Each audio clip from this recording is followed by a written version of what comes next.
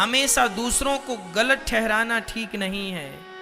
हमेशा दूसरों पर विलेम करना, आरोप लगाना, दूसरों को दोषी करार दे देना ठीक नहीं। गलती हमारी ही होती है।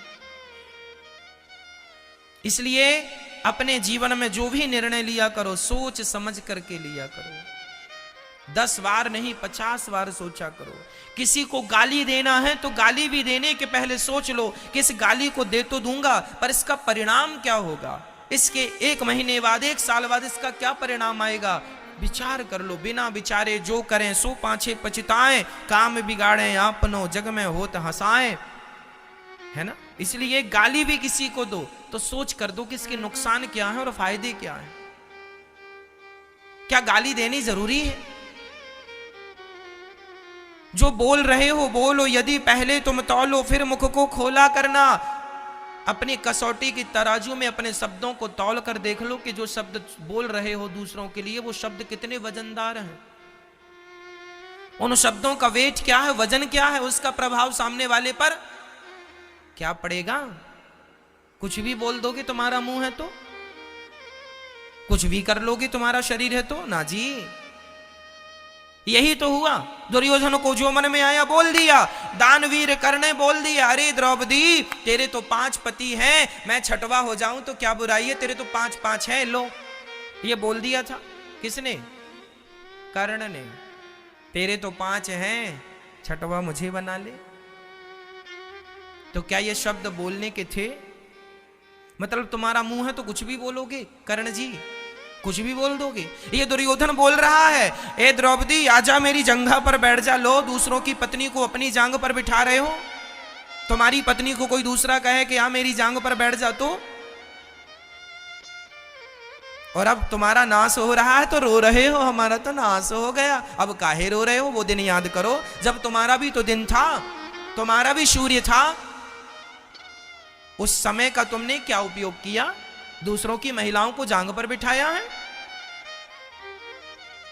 परिणाम तो यही होगा, बुरे कर्म का बुरा नतीजा। पेड़ बोए बबूल का तो आम कहां से आए? और अब रोते हो? अब ना रो। इसलिए कहता हूं मेरी मां, शब्द संभाल के बोलिए। ये जो शब्द है ना बहुत मायने रखते हैं। कुछ भी ना बोला करो,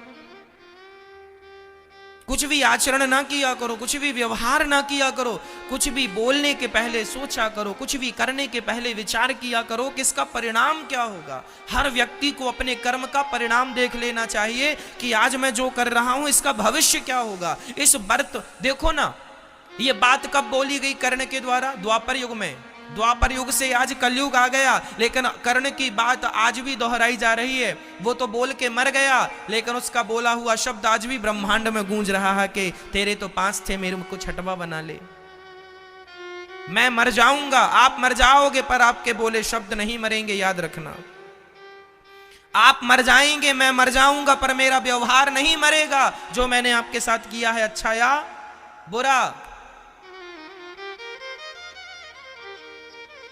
हिटलर मर गया, हिटलर मर गया, हिटलर मर गया, लेकिन हिटलर का व्यवहार आज तक लोग याद करते हैं कि हिटलर जब तक जिंदा था उसने लाखों लोगों को मारा है। कितने लोगों को? लाखों। जिंदा जला देता था। 1 लाख लोगों को मारने का आरोप, इस दुनिया का सबसे बड़ा कत्लेआम हिटलर ने किया है। इस धरती का सबसे बड़ा जल्लाद हिटलर था। उसने 1 लाख लोगों को मारा है, जिंदा जलाया है। बच्चों को, महिलाओं को, पुरुषों को बड़ी भट्टी बनवाया था और उसमें बुलाता था और डाल देता था। वो तमाशा देखता था, हंसता था और लोगों की चीख देखता था, उसे मजा आता था। मर गया हिटलर, लेकिन उसके कृत्य आज भी जिंदा हैं। आदमी मर जाता है, मैं और आप मर जाएंगे, पर मेरी वाणी और मेरा व्यवहार कभी नहीं मरेगा। कबीरदास जी, रसखान, रैदास जी सब चले गए, लेकिन उनकी भक्ति नहीं मरी। हिटलर का पाप नहीं मरा। मरा क्या? ना तो हिटलर का पाप मरा, ना तो मीरा की भक्ति मरी। तुम्हारा अच्छा भी नहीं मरेगा और तुम्हारा बुरा भी नहीं मरेगा। इतिहास के पन्नों में लिख जाएगा, आने वाली पीढ़ी उसकी ही दुहाई देती रहेगी। याद रखना मेरी मां, शास्त्रों के इन वचनों को मजाक में ना लेना। शास्त्रों को गंभीरता से सुनना, समझना, चरितार्थ करना।